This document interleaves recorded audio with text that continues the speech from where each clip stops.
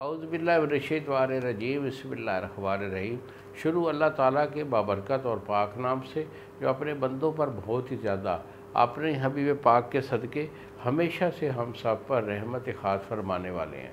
गुज़श्ता साल हकीम बाबा सैफुल्लाह की तरफ से मेरे तमाम दोस्तों को अस्सलाम वालेकुम व रहमतुल्लाहि व बरकातुहू। जी तो दोस्तों, आज मैं क़ुव्वत बा के रिलेटेड ख़ास तौर पर जो मेरे शादीशुदा दोस्त होते हैं मेरी उम्र के या मेरे से कम उम्र के, क्योंकि उम्र जब 40-50 के करीब होती है तो फिर क़ुव्वत ख़ास में इन्हें जो है ना कभी आना शुरू हो जाती है, जिसमें कि आपके नफ्स का ढीलापन आ जाता है और फिर बनी भी कम बनना शुरू हो जाती है, जिसकी वजह से इनके जो है ना टाइमिंग वो भी कम हो जाती है और उनका शौक़ भी कम हो जाता है।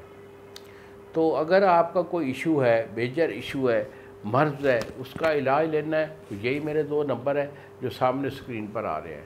मुझे फ़ोन कॉल करें, मेरे से मशवरा या इलाज मंगवा लें, 2 दिन में TCS वाला आपको डिलीवर करेगा। और अगर आपका कोई मेजर इशू नहीं है, ओनली सिर्फ कमज़ोरी है, तो उसके लिए मैं आपको नुस्खा दे रहा हूँ, नुस्खा मेरा नोट कर लें। इसमें आपने अकरकरा लेना है। अकरकरा जो है ये आपका 2 तोले है। उसके बाद तुख़म अलसी ये आपका 1 पाव यानी 250 ग्राम है। 2 चीज़ें हो गई। कलवंजी जो है ये आपकी 10 तोले है। 10 तोले कलवंजी तो 100 ग्राम हो गया। और इसके बाद आप डालेंगे मूसली सफ़ेद। मूसली सफ़ेद ये आपकी आधा पाव यानी 125 ग्राम है। इन चीज़ों का आपने सफ़ूफ़ कर लेना है।